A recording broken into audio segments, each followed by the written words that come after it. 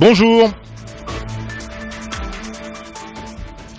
Bonjour à toutes, bonjour à tous. Richard Findiquier au micro, c'est le Club Ararat TV Radio Dialogue. Club Ararat TV que vous retrouvez sur les réseaux sociaux et sur notre page Facebook, Club Ararat TV, sur laquelle vous pouvez d'ailleurs poster vos commentaires sur les sujets abordés dans cette émission.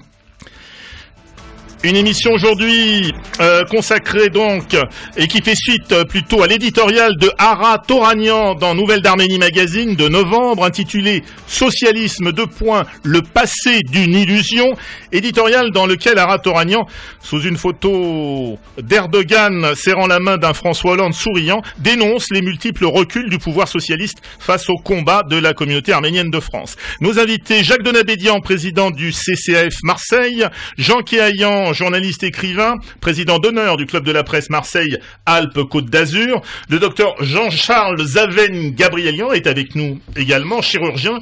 Zaven-Gabrielian va donc participer également à cette émission et nous avons le plaisir d'accueillir, je crois que c'est la première fois, Jacques Ouloussian, qui est le président de la célèbre association arménienne, franco-arménienne de Marseille, l'association ARAM.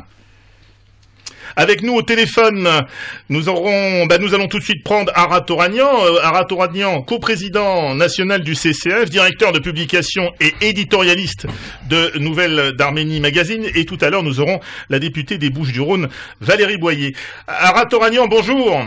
Bonjour. Ara Toranian, alors vous écrivez clairement dans votre édito qu'avec l'arrivée de la gauche au pouvoir, nombreux étaient ceux qui avaient espéré une solidarité avec les combats de la communauté arménienne de France, d'autant plus que François Hollande, en tant que premier secrétaire du Parti socialiste, puis candidat à la présidence de la République, avait pris fermement certaines positions de taille, on s'en souvient, vous en rappelez dans votre éditorial au moins 3, son implication en faveur d'une loi anti-négationniste, l'indexation de son accord avec l'adhésion de la Turquie à l'Europe à sa reconnaissance du génocide, et son appui à la création d'un centre de civilisation et de mémoire arménien au cœur de Paris. Or, force est de constater, dites-vous, que depuis son arrivée à l'Élysée, aucun de ces dossiers n'a trouvé le moindre début de concrétisation, Ara Toranian. Non, en effet, aucun. Par contre, on a vu les relations entre la France et la Turquie passer d'une situation difficile à la fin de l'ère Sarkozy au beau fixe aujourd'hui, avec une série de contrats qui se signent entre un certain nombre de grandes entreprises françaises et l'État turc. Oui, on peut dire que les relations entre Paris et Ankara connaissent aujourd'hui un spectaculaire retour au beau fixe, là. Hein. Ah oui, complètement. C'est-à-dire qu'on est vraiment passé de ce point de vue-là, et d'un point de vue arménien en tous les cas, entre l'ère Sarkozy et puis l'ère Hollande, de la lumière à l'obscurité. C'est d'autant plus grave que le socialisme, le Parti socialiste, était quand même à l'avant-garde de la défense de la cause arménienne quand il était dans l'opposition. C'est quand même lui qui, en 2006, la première fois, a présenté à l'Assemblée nationale la loi contre le négationnisme, la loi de pénalisation. Il était à l'avant-garde à travers la mairie de Paris et puis François Hollande aussi pour la création du centre de mémoire. Et puis, on sait bien que les socialistes sont, d'une manière générale, des grands prescripteurs de leçons de morale professionnelle. Or, aujourd'hui, ils se comportent vraiment d'une manière on ne peut plus cynique dans la gestion des affaires. Bon, et on le voit du côté du point de vue de la cause arménienne, mais on le voit également à tous les niveaux de la société française. Enfin, c'est vraiment le cynisme à tous les étages. Et nous, on a bien conscience que dans le positionnement et compte tenu de tous les problèmes de la France, on n'est pas bien entendu une question prioritaire, on n'est pas contre le fait que la France fasse des contrats avec la Turquie, etc.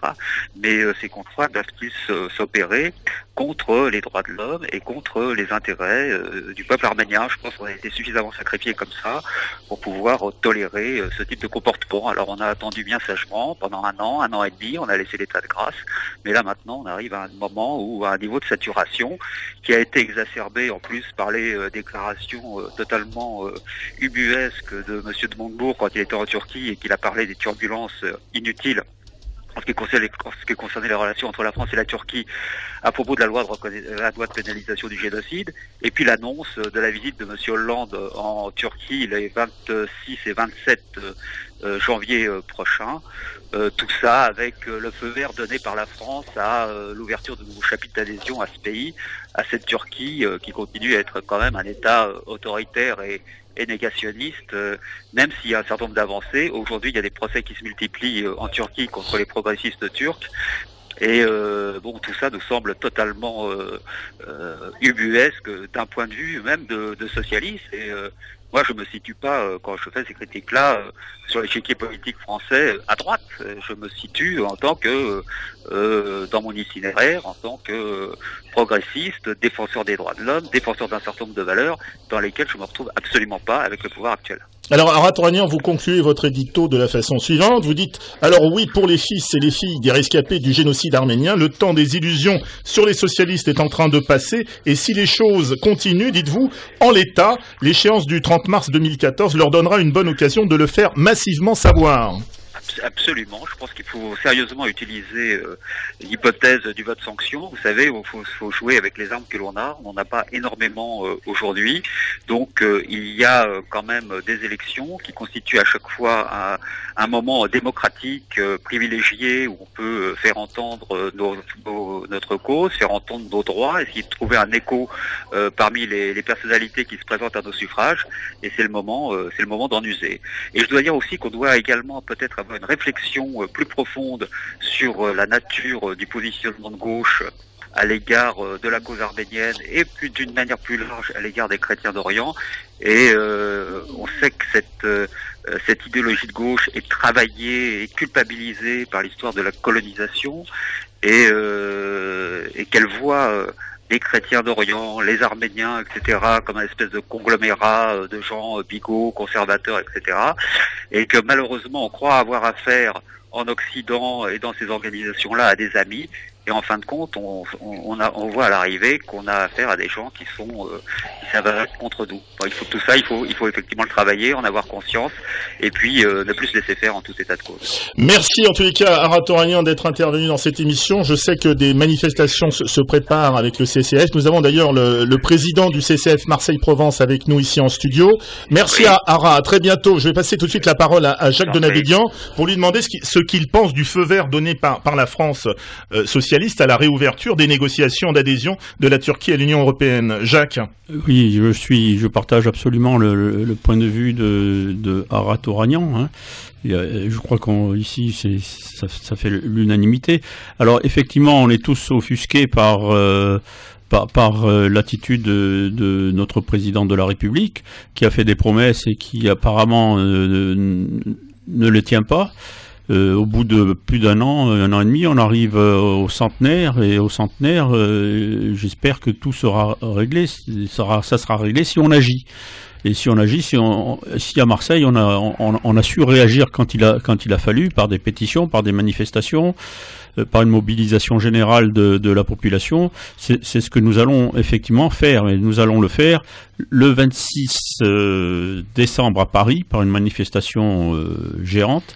Et le 25, dans les régions de partout où il y a une préfecture, et dans les grandes villes comme à Lyon, Marseille, etc., Toulouse, de partout en France. Donc ça, c'est une première action.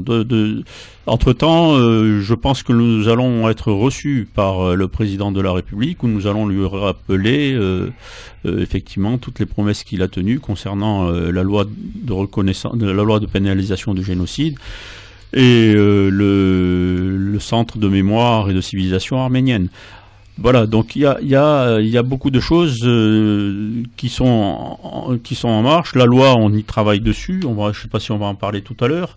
La loi, c'est un travail entre les constitutionnalistes du CCF et ceux du gouvernement. Il faut que ça passe différentes étapes, le Conseil d'État, etc. Et puis au final, ce sera un projet de loi et non pas une proposition de loi, c'est pas pareil. Voilà, donc on agit beaucoup. Il y a la préparation du centenaire. Voilà, donc tout ça, on va revenir sur tous ces éléments. Jacques, je voudrais donner la parole à Jean Kéaillan qui, pour savoir un peu ce qu'il pense de tout ça, quelques encablures des 100 ans du génocide. Les Arméniens ne sont-ils pas indignés par toutes ces prises de position? Jean Kéaillan. Bien, les Arméniens, d'abord. Qui sont les Arméniens? Il y a beaucoup d'Arméniens. Les Français d'origine arménienne, on est bien d'accord. Qu'il ne faut pas confondre avec la mère patrie qui est l'Arménie, avec des différences d'appréciation entre la diaspora et ceux qui survivent. En même temps, on ne peut pas ne pas être d'accord avec tout ce que nous dit Arat Touranian, mais en même temps, on ne peut pas tout mélanger. Et pour le centenaire, on a un devoir de mettre à plat tous les éléments géopolitiques qui ont conduit à cette terrible tragédie du XXe siècle qu'a été le génocide des Arméniens. Et là, c'est pas Hollande, c'est pas X ou Y, mais c'est une remise à plat de l'histoire que nous avons à faire, étant entendu qu'aujourd'hui, la petite Arménie, pour s'en sortir, elle a besoin du soutien de la Russie. Or, on sait que la Russie a des intérêts dans cette région du Caucase, et c'est pour ça qu'elle assure la sécurité de l'Arménie, y compris dans le conflit avec l'Azerbaïdjan sur le Haut-Karabakh, et que tous ces problèmes-là sont liés. Et je ne pense pas que mêler ça à des élections municipales, par exemple, vont changer quelque chose. On sait très bien que dans les régions, les villes de France où il y a une communauté arménienne, évidemment, les élus se bougent plus qu'ailleurs. Mais aller demander à un député d'Orléans d'appuyer nos revendications, il s'en fout complètement, il ne sait pas ce que c'est, les Arméniens. Donc, à nous d'avoir une hauteur de vue géopolitique importante pour dire attendez, cette histoire a modelé la géopolitique du XXe siècle. C'est à partir du génocide de l'Arménie, des Arméniens, à partir de la guerre de 14-18, de ce siècle court qui a commencé en 18, que tout a commencé à se mettre en place. Les traités mensongers qui n'ont pas tenu leur parole, les promesses non tenues.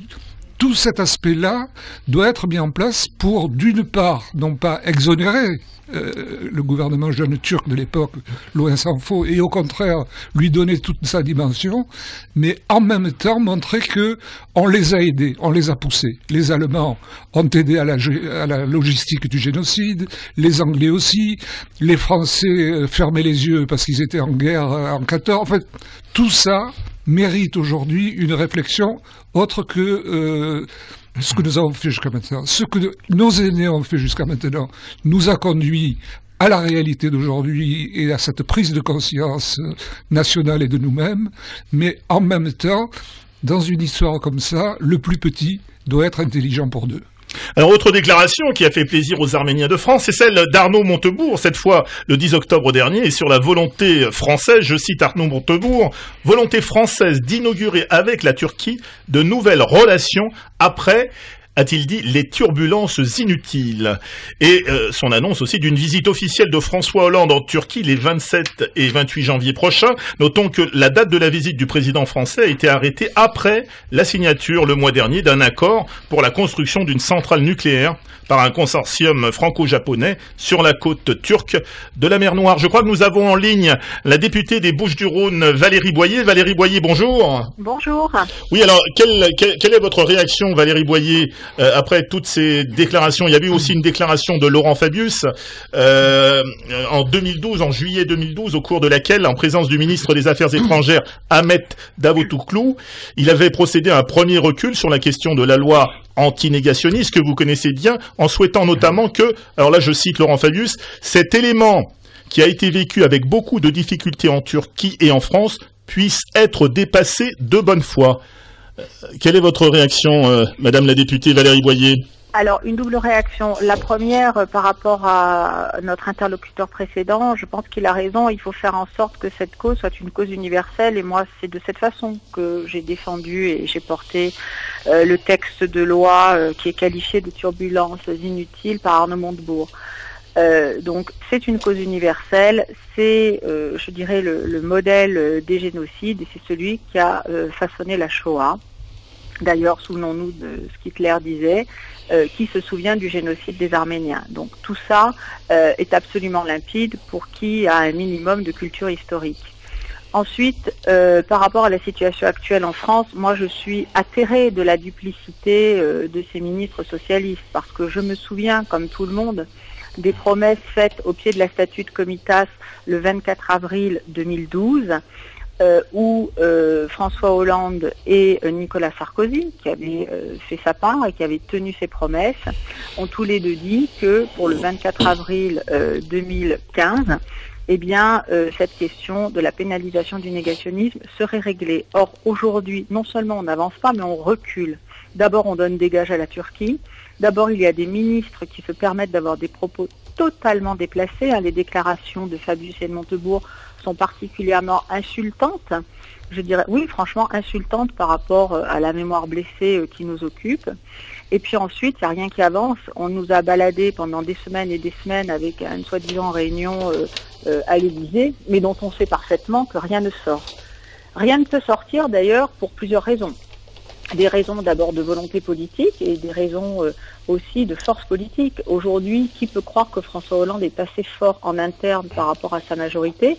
Je pense aux Verts en particulier, qui ont été des adversaires particulièrement déterminés contre le texte sur la pénalisation du négationnisme en 2011, en décembre 2011 comme en janvier 2012. Ensuite, parce qu'on a une majorité présidentielle actuelle qui est complètement éclatée. Et puis aussi parce que François Hollande n'est pas assez fort, aussi bien à l'intérieur en France, avec une cote de popularité qui est particulièrement faible, et puis à l'étranger, où sa parole est peu crédible. Donc tout ça fait que, à mon sens, on aura beaucoup de mal à tenir les engagements pris avant les élections présidentielles le 24 avril 2012. Et c'est bien dommage, parce que cette attitude affaiblit sur des sujets qui sont des sujets de consensus national, qui sont des sujets universels, ça affaiblit la parole de l'État et ça affaiblit la parole de la France. Et moi, je vis ça comme une trahison. Merci en tout cas Valérie Boyer, à très bientôt. À bientôt. Docteur Gabriel Lian, avec une belle unanimité, à l'exception de Alain Juppé, les leaders de droite ont tous fustigé le feu vert donné par la France socialiste à la réouverture des négociations d'adhésion de la Turquie à l'Union européenne, dans laquelle ils ont dénoncé un changement diplomatique majeur et un scandale démocratique, selon une déclaration de Xavier Bertrand. Pour ma part, je ne suis jamais surpris de ces propos tenus par le président de la République et toute la smala socialiste qui a toujours été en majorité, sauf dans notre département, contre la cause arménienne. Il n'y a pas un socialiste qui soit pour. Et d'ailleurs, je parle au point de vue député et au point de vue sénateur. Deuxièmement, ce qui concerne l'intégration ou l'adhésion de la Turquie en Europe, pour moi, c'est un fait qui est déplorable, car il y a un accord, et ça, pas de nombreuses personnes le savent, entre la Turquie et tous les peuples qui parlent le turc. Il y a environ 200 millions de personnes qui parlent le turc. Il y a un accord de réciprocité qui fait que lorsque la Turquie adhérerait éventuellement à l'Europe, toutes ces populations qui vont jusqu'à l'Oural pourront intégrer l'Europe. Et ça, je pense que peu de personnes le savent et ce n'est pas politiquement correct d'en faire part. Jacques Ouloussian. Oui, avec tout ce que j'ai entendu, ma première réponse serait que quand on a tendance à ne regarder qu'un seul côté des choses, on substitue à la réalité objective une réalité apparente. Et cette politique de retournement vis-à-vis de la cause arménienne ne date pas d'hier. Je vais vous lire l'extrait d'un ambassadeur qui écrit à un militant de la cause arménienne. « Notre politique est très claire. Elle est celle du général de Gaulle, telle qu'il a définie au cours de son voyage à Ankara et Istanbul en 1968. » Ça remonte. « Il est de l'intérêt de la France comme de sa sécurité et de celle de l'Europe d'entretenir avec la Turquie des relations d'alliance et d'amitié étroite, signé Jacques Kosciusko-Morizet. Ça doit vous dire quelque chose puisque la continuité politique se fait. Et d'ajouter un commentaire, sans remonter à François Ier, nous avons en Turquie des intérêts culturels, politiques et économiques qui ont été stupidement négligés par les socialistes entre 81 et 86 et qu'il importe de maintenir et de développer. Ça va rassurer Arnaud Montebourg, donc ça veut dire qu'ils sont bien tous d'accord. D'ailleurs, je crois que la dualité politique, des sensibilités politiques, elle est morte le jour où il y a eu l'imposture à la saisine du Conseil constitutionnel. Pas un seul parti a manqué. Tous, les uns après les autres, les communistes, les centristes, le PS, l'UMP, tous, il n'y avait pas un absent. Je crois qu'il faut ne pas être dupe. Il faut regarder les réalités telles qu'elles sont. Et ceci dit, il ne faut pas non plus tomber dans le deuxième écueil qui serait de tomber dans le piège du tous pourri. Parce que de toute façon, on n'a pas le choix. La question se réglera bien un jour ou l'autre politiquement. Alors, je crois que pour les militants de la cause arménienne, la première des vigilances, c'est de ne pas être dupe. La deuxième, c'est de continuer à croire au combat que nous menons et de le faire de la meilleure façon possible dans l'union la plus large. Quant aux effets de l'opposition, de l'exécutif, qui reviennent dans l'opposition, on le sait ça a toujours été ça. Mais alors, est-ce que Arat Oranian a-t-il raison quand il écrit dans son édito « Rien pour les droits de l'homme, tout pour le marché » ou autrement dit « Rien pour les Arméniens, tout pour l'État turc ». Mais de toute façon, ça n'a pas changé. Ça n'a pas changé. Cette hypocrisie de la part de la communauté internationale, elle se voit bien aujourd'hui. Regardez ce qui se passe en Centrafrique. On dit le cœur sur la main, ils sont au bord d'un génocide, comme si le génocide était un puits autour duquel des pauvres gens s'attroupent et qu'on leur dit attention, vous allez tomber dans le génocide. Quelle est la réaction de la communauté internationale? C'est-à-dire, elle a été la même pour le génocide juif, elle a été la même pour le génocide des Arméniens, elle a été la même pour le Rwanda. Donc, pas d'illusion et puis ne pas se laisser bercer par des paroles ou des promesses. Ceci étant, les hommes politiques sont respectables. De toute façon, ils font leur métier. Moi, j'ai lu Machiavel et ça m'a pas dégoûté de la politique. Et je pense qu'il faut avoir à l'esprit Machiavel pour pouvoir rentrer, s'il le faut, avec des cuissardes dans la boue et défendre la cause arménienne coûte que coûte. Mais de grâce, ne cherchons pas des amis à gauche, à droite, au milieu, au centre ou à l'extrême gauche. Ils ont tous été unanimes et ça, croyez-moi, ça m'a filé un coup. Zaven Gabrielian. Évidemment, je pense qu'il ne faut pas rentrer dans le jeu politique et comme l'a dit Jean Kayayan, je pense qu'il faut utiliser nos armes et il se trouve qu'à Marseille, enfin dans la communauté marseillaise, la communauté lyonnaise, la communauté parisienne, a son mot à dire quant auprès de ceux qui soutiennent cette cause. Alors, il ne faut pas s'en priver, et là j'adhère également à ce que dit Jacques, parce que au bout du rouleau, et je le conçois, je le comprends, je comprends l'attitude du président de la République, mais je ne l'admets pas. Et c'est pour cette raison que nous devons intervenir auprès de nos élus, de quelque bord qu'ils soient, et comme je l'ai dit tout à l'heure, tous, de droite comme de gauche, dans notre région, sont unanimement pour soutenir cette cause.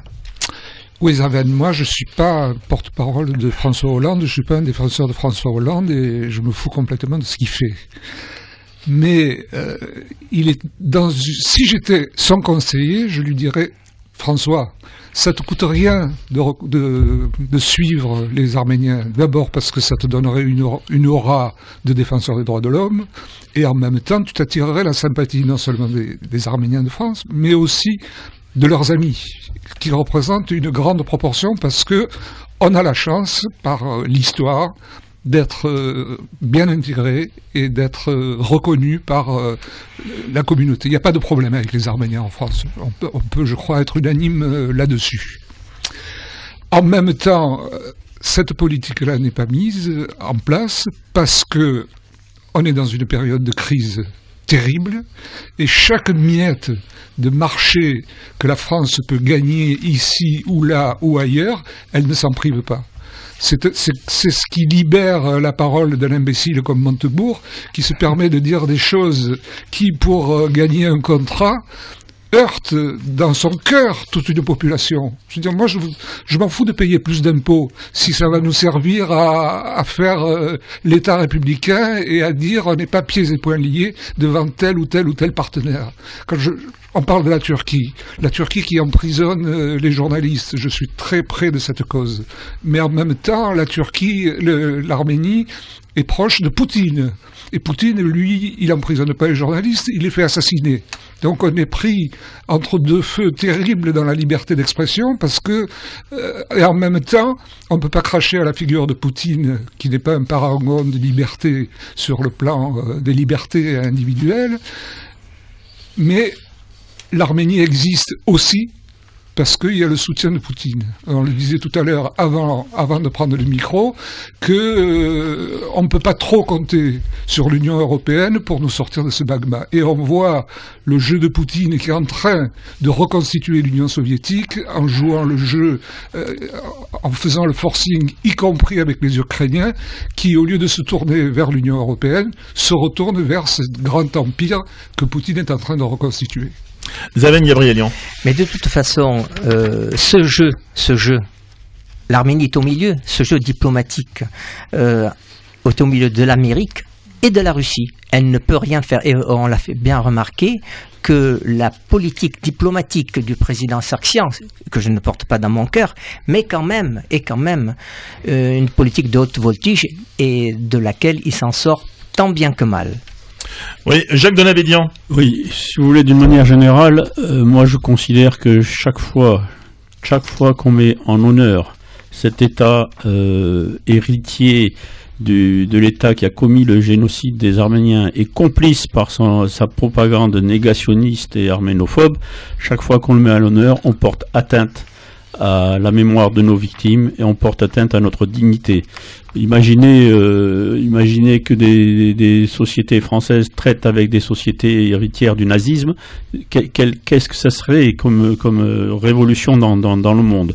Et c'est ce qui se passe malheureusement. Et nous n'arrivons pas à culpabiliser tous ces gens qui traitent, que j'appellerais des collabos, parce que c'est le vrai terme. C'est comme si je prends l'exemple de l'OM avec qui on est en train de négocier. Je m'excuse, je vais employer un terme très fort, mais c'est comme si les joueurs de l'OM jouaient avec une croix gammée dans le dos. C'est inadmissible. Ils jouent avec la propagande d'un État à travers la Turkish Airlines, qui est une compagnie nationale. Je trouve ça inadmissible. Si vous voulez, on doit se battre à tous les niveaux pour que, je ne parle pas d'individus, je ne parle pas de société, je parle de représentation de l'État, de cet État voyou. Voilà, c'est tout. Donc, a fortiori, quand on va parler de Hollande ou de Sarkozy, etc., Jacques a raison, il faut être au-dessus, il faut se battre, il faut continuer à se battre, et ça fait des années, des décennies, et bientôt centenaire, je pense que ça va être une révolution dans la diaspora. Je crois qu'il ne faut pas baisser les bras, et on n'est pas dupe, contrairement à ce que dit Jacques. Personne n'est dupe. On sait quels sont nos vrais amis, on sait ceux qui profitent de notre cause pour d'autres choses, qui l'utilisent, on les dénonce, et il faut continuer, il faut rester lucide et continuer à se battre, et c'est ce qu'on fait en tous les cas au CCF à Marseille. Jean Quéaillan. Juste un mot, Jacques. Chaque fois que tu appuies sur un bouton d'ascenseur, Thyssen ou Schindler, tu es complice. Non, pas du tout. Des grands industriels qui ont aidé Hitler dans sa montée économique. Exact. Donc, laissons tomber cet aspect des choses. Non, je ne suis pas tout à fait d'accord. Ne remontons pas trop, messieurs. Oui, c'est pas tout à fait pareil, parce que les Allemands ont reconnu ce qu'ils ont fait et ils ont effacé cette dette vis-à-vis de l'humanité. Ce qui n'est pas le cas chez les Turcs. Je suis navré. Juste une dernière question, il nous reste 2 minutes. À quelques mois des municipales, les multiples reculs du pouvoir socialiste sur la cause arménienne pourront-ils échapper, selon vous, à la sanction des urnes? Jacques Ouloussian, il nous reste 2 minutes. Hein. Je ne sais pas s'il existe un lobby organisé. Les Arméniens sont parfaitement intégrés, ils sont tellement intégrés que quand ils sont dans l'isoloir, ils font ce qu'ils veulent et après tout, ils ont raison. C'est pas là le problème. On va pas être des directeurs de conscience de nos concitoyens qui ont à cœur de défendre la cause arménienne, mais qui en même temps vivent dans une société, et là ils ont le libre arbitre et le choix. Probablement, il y aura quelques effets de sentiment, des gens qui vont dire oh, ben celui-là il a été méchant, mais le malheur pour lui c'est que après l'alternance il va trouver que le méchant a changé de camp. Donc je crois qu'il faut qu'on sorte de là. Moi, il y a un autre cancer qui mine cette cause, c'est l'instrumentalisation du génocide arménien par les États. Je parle des États. Par exemple, lorsque les Ouïghours se font réprimer par les Chinois, la presse chinoise dit aux Turcs qu'est-ce que vous nous dites là, vous avez commis un génocide? Et puis ça s'arrête là. Donc c'est une instrumentalisation. Ça veut dire qu'on se sert d'une cause universelle à des fins de politique au niveau de l'État. Pareil pour Israël. Israël qui devrait être le premier pays, le fer de lance, qui a tant souffert. Eh bien, il a fallu qu'il y ait des embrouilles avec les Turcs et qu'ils attaquent un bateau pour menacer, on va à la Knesset discuter du génocide. Je trouve ça crapuleux. Mais c'est symptomatique de ce qui se passe. La cause arménienne n'a pas d'amis, elle a des militants. Et les amis, eh bien, on se les fera à la force du bras, à la force des bras, et au gré d'événements, parce que ce sont les événements qui commandent. Zazen, en une phrase. Je pense que la duplicité de la Turquie est flagrante, mais allons au-delà du problème de la cause arménienne. Regardez Chypre. Personne ne dit quoi que ce soit pour Chypre. C'est pour ça que j'aimerais m'arrêter là, car je pense que la Turquie, c'était, comme l'avait dit Benoît Méchain, l'historien, c'est le malade dont il faut soigner la maladie et l'entretenir à jamais par des perfusions, et c'est ce qu'on a toujours fait, les puissances occidentales. Un dernier mot de Jacques Donabédian, parce qu'il y a des manifestations qui se préparent, Jacques, oui, à Marseille, à Paris, à Lyon. Je rappelle que le 26 janvier, veille du départ de François Hollande en Turquie, il y aura une très grande manifestation à Paris. Et le 25 janvier, dans les provinces, dans la visite officielle de François Hollande, c'est le 27 et le 28 janvier. C'est ça. Voilà. Donc le 26 à Paris, il y a une grande manifestation. Et le 25 janvier, devant les préfectures des principales villes de France. Jacques, un dernier mot. Oui, un dernier mot à propos de la Turquie. Il faut bien distinguer les États, les nations et les peuples. Parce qu'il ne faut pas tomber dans la caricature et stigmatiser des gens qui, à l'intérieur de la Turquie, se manifestent et font avancer la reconnaissance du génocide. Donc, il faut faire très attention quand on parle de ça. Il faut en parler avec beaucoup de bienveillance, puisqu'il y a beaucoup de Turcs qui commencent à se manifester, et cela, il faut les aider. L'État, c'est une chose, les peuples, c'est autre chose. Ce ne sont pas les peuples qui déclenchent des guerres, ce sont les États. Mais ce sera la conclusion de cette émission. Merci à vous quatre, messieurs. C'est la fin du Club Ararat TV Radio Dialogue. Merci à vous tous d'avoir participé à cette émission. Vous pourrez retrouver cette émission sur les réseaux sociaux et sur notre page Facebook Club Ararat TV, sur laquelle, je vous rappelle, vous pouvez également poster vos commentaires. Vous pouvez aussi, toujours sur Facebook, rejoindre le groupe Ararat TV afin de nous faire partager vos coups de gueule et vos coups de cœur. En attendant de vous retrouver pour un prochain numéro du Club Ararat TV, bien, je vous souhaite de passer une excellente semaine et je vous dis à très vite sur Radio Dialogue. Merci.